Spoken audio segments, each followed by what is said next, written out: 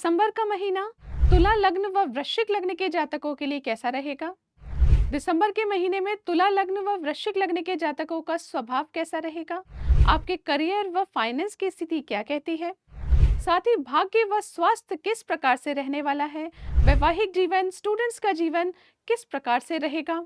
इसके साथ ही आप जानेंगे प्रेम संबंधित योग, विदेश योग और अंत में जानेंगे सरल व सटीक उपाय जिनको कर लेने से दिसंबर का महीना आपके लिए बन जाएगा बेहद खास। नमस्कार मित्रों, मैं श्वेता मिश्रा एक बार फिर आप सभी का बहुत बहुत स्वागत करती हूँ। सबसे पहले जान लेते हैं तुला लग्न के जातकों के बारे में। यदि आपकी लग्न कुंडली के प्रथम भाव में नंबर लिखा है 7, तो आप तुला लग्न के जातक हैं। सबसे पहले चर्चा करते हैं आपके स्वभाव की। मित्रों, तुला लग्न के लग्नेश होते हैं शुक्र देव, जो कि बहुत ही अच्छी स्थिति में आपकी कुंडली में गोचरीय स्थिति के अनुसार विराजमान है। इससे कहा जा सकता है कि आपके स्वभाव की स्थिति शानदार रहेगी। जो निर्णय लेंगे सोच समझ कर लेंगे। खुशनुमा आपका स्वभाव बना रहेगा। कोई कंफ्यूजन की स्थिति देखने को नहीं मिल रही है। आगे बढ़ के जानते हैं ये समय करियर के दृष्टिकोण से कैसा रहेगा। आप जॉब करते हो या बिजनेस करते हो, दोनों ही स्थिति में क्या परिवर्तन आने वाला है। तो मित्रों, आपके कार्यों में छोटे छोटे उतार चढ़ाव अवश्य आएंगे, क्योंकि कर्म भाव में मंगल देव नीच की स्थिति लेकर बैठे हैं, लेकिन साथ साथ लग्नेश की भी कर्म भाव पर दृष्टि बनी हुई है। तो रुकावटें निश्चित तौर पर आएंगी, अटक अटक के ही सही, परंतु आपके सभी कार्य आपकी इच्छा अनुसार अवश्य बन जाएंगे। तो कहना चाहूंगी, निराश होने की आवश्यकता नहीं, सिर्फ मेहनत कीजिए और देखते जाइए रिजल्ट्स की आपकी इच्छा के अनुसार ही आपको रिजल्ट्स देखने को मिलेंगे। अब आगे बढ़ के जानते हैं ये समय फाइनेंस के दृष्टिकोण से कैसा रहेगा। तो मित्रों, बैंक बैलेंस की स्थिति आपकी शानदार बनी हुई है। किसी न किसी तरह से ये स्थिति और बेहतर होती हुई ही नजर आ रही है। यदि आप धन से संबंधित कोई बड़ा निर्णय लेना चाहते हैं तो 15 दिसंबर के बाद ले लीजिए, ताकि उसमें किसी प्रकार की कठिनाइयों का सामना ना करना पड़े। अन्य स्थितियां बहुत अच्छी बनी हुई हैं।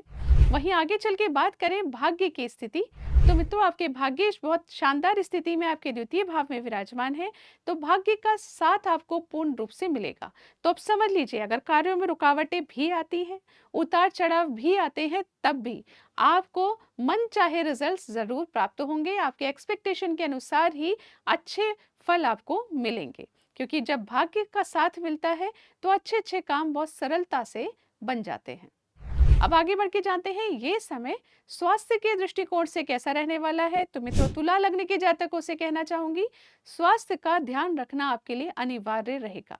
स्वास्थ्य के प्रति लापरवाही की तो आपको कठिनाइयों का सामना करना पड़ सकता है। स्वास्थ्य में थोड़ी भी परेशानी आई तो आप अपने करियर पे फोकस नहीं कर पाएंगे, और इतना अच्छा समय जो आपके करियर का चल रहा है वो व्यर्थ चला जाएगा। फिर कैसे बैंक बैलेंस बना पाएंगे।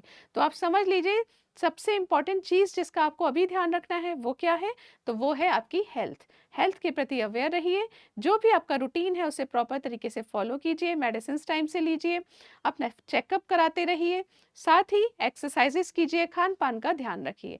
ये सब कुछ आप खुद भी जानते हैं, परंतु जब आप इसे मेरे मुंह से वापस सुनेंगे तो फिर से एक बार आप एनर्जी फील करेंगे कि मोटिवेशन आप में वापस से आएगा। इसलिए मैं आपको हर बार ये बात बताती हूँ। अब आगे चल के जान लेते हैं ये समय वैवाहिक जीवन के लिए कैसा रहेगा। तो मित्रों, आपके वैवाहिक जीवन की स्थिति भी अच्छी बनी हुई है। हालांकि आपको ओवर एक्सपेक्टेशन अपने जीवन साथी के साथ नहीं रखनी है, और किसी भी प्रकार के आर्ग्यूमेंट वाली स्थिति को अवॉइड करना है। ध्यान रखिए, सप्तमेश मंगल देव आपके नीच की स्थिति में बने हुए हैं। तो यदि आपने छोटी सी भी कोई आर्ग्यूमेंट की तो वो बढ़ सकती है, मतभेद की स्थिति बन सकती है। उससे आपके मध्य एक उदासीनता देखने को मिल सकती है। इसलिए आप इस चीज का ध्यान रखिए। निश्चित तौर पर वैवाहिक जीवन भी शानदार बना रहेगा। अब आगे बढ़ के जानते हैं ये समय स्टूडेंट्स के लिए, हमारी संतान के लिए कैसा रहेगा। तो स्टूडेंट्स के मार्ग में थोड़ी एफर्ट्स ज़्यादा होते हुए नजर आ रहे हैं। कॉम्पिटिटिव एग्जाम की अगर तैयारी कर रहे हैं तो आपको एफर्ट्स थोड़े ज़्यादा लगाने पड़ेंगे। इस बात का ध्यान रखिएगा। किसी और बच्चे से खुद को कंपेयर मत कीजिएगा कि अमुक व्यक्ति को 2 घंटे पढ़ने से इतने अच्छे नंबर आ जाते हैं, मैं 4 घंटे पढ़ता हूँ या पढ़ती हूँ तो भी वो रिजल्ट नहीं आता। इस वक्त खुद को किसी से कंपेयर मत कीजिए। जितना हो सके फोकस्ड होकर पढ़ाई कीजिए। निश्चित तौर पर इसके रिजल्ट्स आपको मिलेंगे। इस महीने नहीं, परंतु अगले महीने जरूर मिलेंगे। अब आगे चल के जान लेते हैं ये समय प्रेम संबंधों के लिए कैसा रहेगा। तो मित्रों, आपके लिए समय अनुकूल नहीं है। इस महीने कोई नया निर्णय नहीं लीजिएगा। जिस प्रकार की स्थिति चल रही है उसी को संभाल के रखिए, कोई नया कार्य नहीं कीजिए। अब जानते हैं ये समय विदेश संबंधित योगों के लिए कैसा रहेगा। तो उसके लिए शानदार स्थिति बनी हुई है। द्वादश आपके द्वितीय भाव में विराजमान है। आपकी इंपोर्ट एक्सपोर्ट से संबंधित यदि आप कार्य करते हैं या फिर कोई भी ऐसी गतिविधि आपके जीवन में जुड़ी हुई है जिसमें विदेश इन्वॉल्व है, विदेश से संबंधित किसी भी प्रकार की स्थिति आपके जीवन में बनी हुई है, तो वो फुलफिल होने के पूरे योग बनते हैं। वहां पर सक्सेस मिलने के पूरे चांसेस बनते हैं। तो विदेश संबंधित योगों की स्थिति आपकी कुंडली में अभी अच्छी बनी हुई है। अब जान लेते हैं कि आपको कौन से उपाय करने चाहिए जिससे दिसंबर का महीना आपके लिए बन जाए बेहद खास। तो कर लीजिए पहला सबसे सरल और इम्पोर्टेंट उपाय, हनुमान चालीसा का पाठ। यदि आपने ये किया तो करियर में आपको आगे बढ़ने से कोई नहीं रोक सकता। प्रॉपर्टी से संबंधित यदि आपको कोई निर्णय लेने हैं वो बहुत अच्छे रहेंगे यदि आप हनुमान चालीसा का पाठ करते हैं। यदि अचानक से लॉस का सामना आपको अपने जीवन में करना पड़ रहा है तो वहां पर भी स्थिति पहले से बेहतर हो जाएगी। कब? यदि आप हनुमान चालीसा का पाठ नित्य प्रतिदिन करते रहेंगे। दूसरे नंबर पर जान लीजिए आपको क्या करना है। राहु व केतु के मंत्रों का जाप। ओम रांग राहवे नमः, ओम केम केतवे नमः, इन दोनों मंत्रों का 108 बार प्रतिदिन, चाहे संध्या के समय या दिन में कभी भी जब आपको टाइम मिले, ऐसे समय पर आप इसका, जब आप दिल लगाकर कर सकें ऐसे समय पर आप इन मंत्रों का जाप कीजिए। बहुत अच्छे फल मिलेंगे, कार्यों में रुकावटें नहीं आएंगी, जितने भी उतार चढ़ाव जीवन में चल रहे हैं वो कम हो जाएंगे। इसके बाद आपको एक और उपाय करना है, वो है ओम सूर्याय नमः या फिर गायत्री मंत्र का जाप। इन दोनों में से जो आपके लिए इजी हो वो आप करिए। निश्चित तौर पर जितनी भी कार्यों में रुकावटें, स्ट्रेस, टेंशन, डिप्रेशन, हेल्थ से संबंधित जितनी भी परेशानियां आ रही हैं वो सब समाप्त हो जाएंगी और आपके लिए बनेंगे सुंदर योग। अब आगे बढ़ के जान लेते हैं वृश्चिक लग्न के जातकों के बारे में।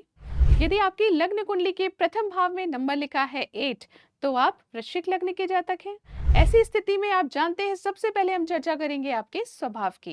तो वृश्चिक लग्न के लग्नेश होते हैं स्वयं मंगल देव, जो कि अभी नीच की स्थिति में आपके भाग्य स्थान पर विराजमान है।